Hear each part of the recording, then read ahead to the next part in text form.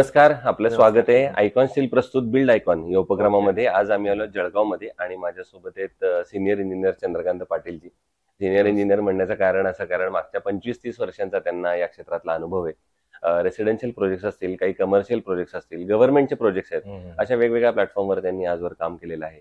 त्यांचा हा एकंदर कामाचा प्रवास अनुभव कसे होते, त्यांचा शैक्षणिक प्रवास कसा होता, त्यांचे या क्षेत्राबद्दलचे काही व्ह्यूज असतील, तर या सगळ्याबद्दल आपण बिल्ड आयकॉन या प्लॅटफॉर्मवर त्यांच्याशी गप्पा मारणार आहोत. त्यामुळे आता आपण थेट गप्पांना सुरुवात करूया. पण पहिला प्रश्न मला इथून विचारायचा ते म्हणजे थोडं काय म्हणतो आपण बॅकग्राऊंडला जाऊन, थोडं पास्ट मध्ये जाऊन, ते म्हणजे तुमच्या शालेय शिक्षणापासून, की तुमची शाळा कुठली होती, मग कॉलेज कुठलं होतं, आणि सगळ्यात महत्वाचं म्हणजे सिव्हिल इंजिनिअरिंग या फील्डमध्ये येण्यामागची प्रेरणा कुणाची होती? बरोबर. तर शाळा मी जळगाव जिल्हा याच्यातली लाना शाळा म्हणून आहे आमची, गावातच आहे, जुनी शाळा आहे चांगली. तर त्या शाळेत म्हणजे आधी 1ली ते 4थी माझं ऍक्च्युली मुलींचे जी एक मुलींची शाळा आहे ती आमची लास्ट बॅच होती त्यावेळेला. त्याच्यानंतर ती पूर्ण मुलींची झाली. म्हणजे तिथं नंदिनीबाई वामनराव मुलींची शाळा, आता तिचं नाव आहे. तर तिच्यात होतो आधी 1ली ते 4थी. त्याच्यानंतर 5वी ते 10वी पर्यंत लानामध्ये होतो. लाना तिथं 10वी पर्यंत त्या लाना शाळेमध्ये शिक्षण झालं. त्याच्यानंतर मग आमचे मामा होते, की मी जनरली म्हणजे ते मामाने मला थोडंसं हे केलं, आणि आधीपासून थोडीशी आवड होती की बुवा आपण असं इंजिनियर बनायचं आहे. तर म्हणून माझ्या मामाने थोडं गाईड केलं की बुवा तू सिव्हिल घे आणि सिव्हिलमध्ये तू इंजिनियर हो. मग मी त्यावेळेला मामाने सांगितल्यावर मी SMIT कॉलेजला जळगावला, म्हणजे त्यावेळेला काय झालं की मी सगळीकडे हे केलं, म्हणजे पुण्याला पण हे केलं होतं, पण बाय चान्स माझा तिथं नंबर नाही लागला. मग शेवटी मला इकडे जळगावलाच ऍडमिशन घ्यावी लागली, आणि बरोबरचे मित्र पण सगळे इथेच होते. मग SMIT कॉलेजला मी डिप्लोमाला ऍडमिशन घेतली. तिथे डिप्लोमा झाला. मग डिप्लोमा झाल्यानंतर काही मित्र जे होते आमच्या मुंबईमध्ये जॉब करत होते, म्हणजे झाल्या तिकडे जॉबला गेले. मी साधारण 8-1 महिने काही केलं नाही. त्याच्यानंतर मग गव्हर्नमेंटचे काही रजिस्ट्रेशन केलं होतं, त्याच्यामध्ये काही आपण काम करावं बुवा असं याच्याने. मग मी एकदा मुंबई गेलो होतो, पण तिथलं हे आता आयुष्य आपलं जळगाव सारख्या छोट्या शहरामध्ये गेलेलं, आणि इथलं हे बघताना तर मुंबईत गेल्यानंतर थोडंसं अवघड झालं. लोकलचा प्रवास हे ते काही सूट नाही झाला. म्हणजे साधारण 2 महिने तिथे प्रयत्न केला. त्यानंतर मग मी परत जळगाव आलो, आणि जळगाव आल्यानंतर मग इथंच गव्हर्नमेंटचे जे हे होते आमचे 1-2 मित्र होते, त्यांच्याबरोबर मिळून गव्हर्नमेंटचे काम करायला सुरुवात केली तेव्हापासून. म्हणजे साधारण 95च्या आसपास पासून मी तेव्हा इथं कामाला सुरुवात केली गव्हर्नमेंट. असा एकंदर प्रवास होता. पण त्यातला एक महत्वाचा टप्पा मला पुन्हा विचारायचा आहे, ते म्हणजे इंजिनियर झाल्यानंतर तुम्ही म्हटलं की पहिले काही दिवस काम केलं नाही, तर त्यामागचा एक थॉट काय होता? आणि दुसरं महत्वाचं म्हणजे जेव्हा इंडिव्हिज्युअल पहिला प्रोजेक्ट केलात, तोपर्यंत जो स्ट्रगलिंग पिरियड तुम्ही सांगितला, तर तो अनुभव कसा होता पहिल्या प्रोजेक्टचा? कारण तो एक पहिला प्रोजेक्ट आपला फार जरा जवळचा असतो, पूर्ण जबाबदारी आपल्यावर असते. कसा होता अनुभव? तर आता कसं होतं की सुरुवातीलाच म्हणजे असं होतं की त्यावेळेला फार जास्त काही नॉलेज नव्हतं. गव्हर्नमेंटचे ज्या मी काही इथे वाघूर धरणावर किंवा काय इथे PWDच्या अंडर आम्ही काही कंपाऊंड वॉल बनवणे, साधे प्रोजेक्ट होते. असे काही फार हे प्रोजेक्ट नव्हते त्यावेळेला गव्हर्नमेंटचे. म्हणजे सुरुवात होती त्यामुळे छोटेच प्रोजेक्ट मिळायचे. ज्या PWD थ्रू आम्हाला काही असे आमच्या त्यावेळेला गव्हर्नमेंट शासनाने नवीनच सुशिक्षित बेरोजगार अंडर रजिस्ट्रेशन दिलेले होते इंजिनियर लोकांना. तर त्या अंतर्गत काही छोटे मोठे काम मिळत होते साधारण असे. मग ते एक केलं बुवा असं. मग त्या वेळेला आम्ही असं साधारण कंपाऊंड वॉल बनवणे, काही कुठेसे डेव्हलपमेंट मेंटेनन्सची कामं करणे अशी होते. ते त्याच्यातून म्हणजे छोटे असल्यामुळे असे काही हे वाटले नाही. काम होत गेलं, त्याच्यातून अनुभव मिळत गेला हळूहळू, आणि पुढे कामाला सुरुवात झाली अशी. सो आता या क्षेत्रातल्या काही प्रश्नांकडे येऊया. त्यातला पहिला प्रश्न म्हणजे तुम्ही मगाशी उल्लेख केला, जळगाव सारखं छोटं शहर, पण तिथे आता खूप मोठे डेव्हलपमेंट झाले, जळगाव पण खूप बदलले.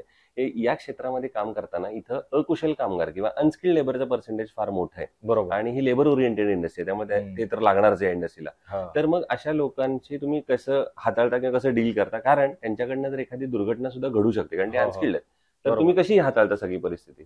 आता कसं आहे की अनस्किल्ड लेबर तर असतात, सगळं त्यांच्याशिवाय आपलं काम तर होत नाही.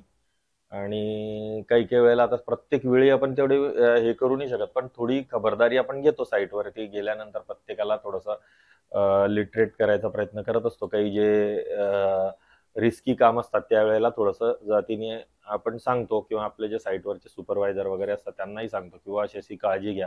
आता एखाद्या वेळेस घडतं तसं काहीतरी, कारण आमच्या एका बळीराम पेठेत एक आमचं कॉम्प्लेक्सचं काम चालू होतं. नेमकं त्यावेळेला एक बेसमेंटचं काम चालू असताना लेबरचा हे हातून म्हणजे मोटरवरून पाईप निघाला आणि त्यांनी तो जोडताना त्याला शॉक लागला, तो एक्सपायर झाला.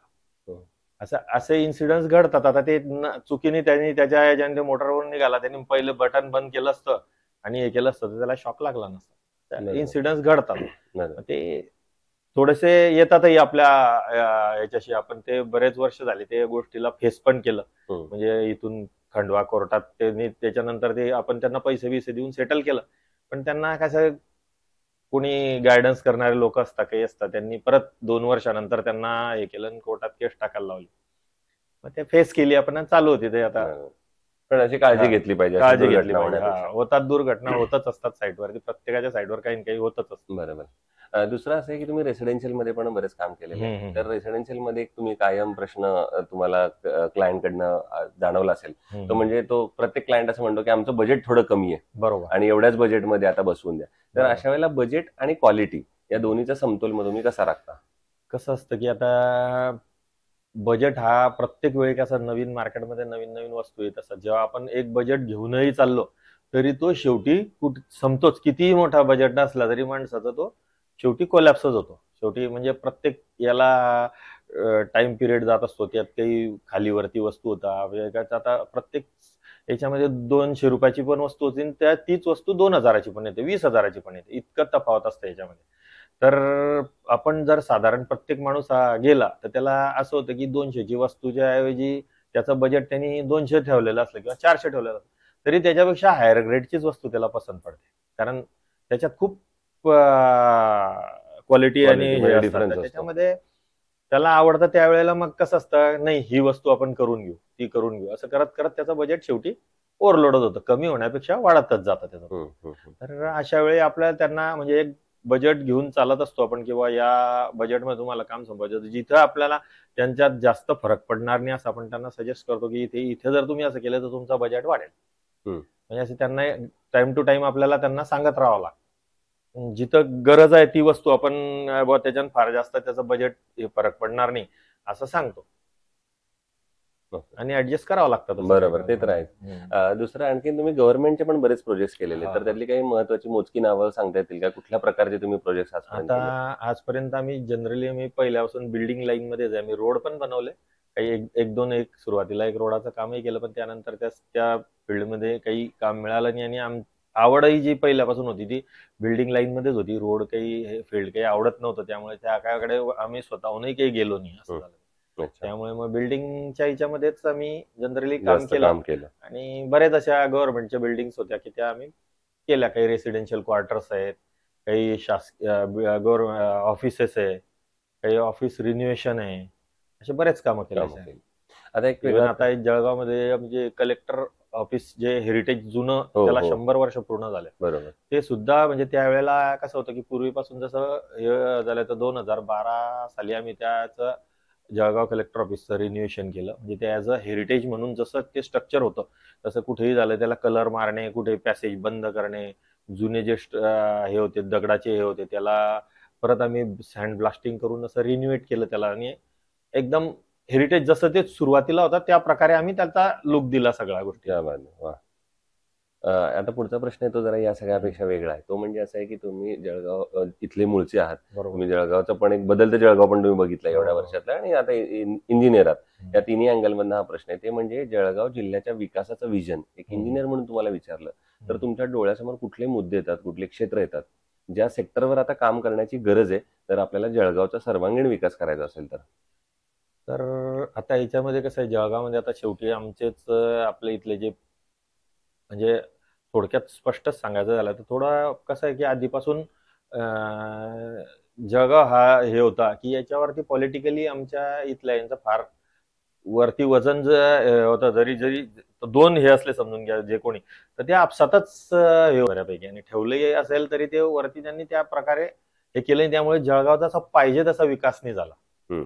आता जसं प्रत्येक जळगाव हे असं सेंट्रल प्लेस आहे की इथं म्हणजे रेल्वे म्हणा, तुम्ही म्हणा, सगळं आहे.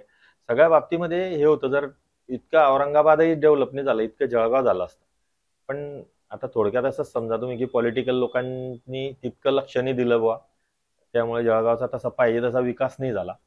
आणि दुसरी गोष्ट असं की आपले जे कॉर्पोरेशनही समजून झाला, तर कॉर्पोरेशनमध्ये समजून घ्या जे कोणी हायर ऑथॉरिटी आले असतील किंवा असेल, त्यांनी पण ते शासनाचे कोणी अधिकारी असेल, सीओ असेल वगैरे, असे विजननी एक प्रकारे, किंवा कोणी सिटी इंजिनियर असेल, त्यांनी एक कसं एक मास्टर प्लॅन जो म्हणतो आपण, त्या मास्टर प्लॅनच्या आधारे पहिले मास्टर प्लॅन तयार करून मग टप्प्याटप्प्यात त्याच्यात काम व्हायला पाहिजे असतं. पण हे तसं होत नाही. आताही जे आम्ही पाहतोय की जे रस्त्याचे कामं चालले आहेत, तर कुठे मध्येच रस्ता, आता तिथे भूमिगत गटारी बाकी आहेत काही ठिकाणच्या, आणि त्याच्यावर रस्ता होतोय. म्हणजे हे कुठेतरी असं बरं नाही वाटत, किंवा एक परत म्हणजे आता 2 वर्ष तो रस्ता राहील, परत ते भूमिगत गटारीवाल्याचं काम हे करतील आणि तो रस्ता परत फोडतील. तर या बाबतीमध्ये असं व्हायला नाही पाहिजे. एक मास्टर प्लॅन तयार व्हायला पाहिजे, जसं नाशिकमध्ये आहे, बाकी ठिकाणी आहे, की त्यांनी कसं एक पहिले सगळं त्या मास्टर प्लॅनच्या आधारे डेव्हलप करत गेले, की जसं काही भूमिगत गटारी ज्या अंडरग्राऊंड आहेत त्या घडी घडी फोडायला किंवा तोडायला हे नको करायला, बरोबर, म्हणजे लाईफ टाईम काम बनायला पाहिजे असं. पण हे सगळं करताना मग शासनाकडनं काय अपेक्षा आहे असं तुम्हाला वाटतं, की शासनानं काय पावलं उचलली पाहिजे? शासनाने आता म्हणजे याच्यात कुठेतरी आता हे पाहिजे की जे काय आता तुमच्या वरती जे शेवटी आता इथे याच्यावर येतो की पॉलिटिकल लोकांचाच हे येतो की त्यांनी थोडंसं जे काय ते व्हिजन ठेवलं पाहिजे, किंवा जळगाव शहराच्या दृष्टिकोनातून तुम्हाला जे 100 कोटी रुपये दिले ते यांच्यावरती, नंतर मग परत हे जे दिले ते हे काहीतरी एक टाइम सर्टन समजून 10 वर्ष म्हणा, 15 वर्ष म्हणा, याच्यात कुठलंही व्हायला नाही पाहिजे. अशा प्रकारे त्यांना बसून गाईडलाईन तयार करून हे करायला पाहिजे, किंवा याच्यानंतर तुम्हाला पैसे हे नाही होणार.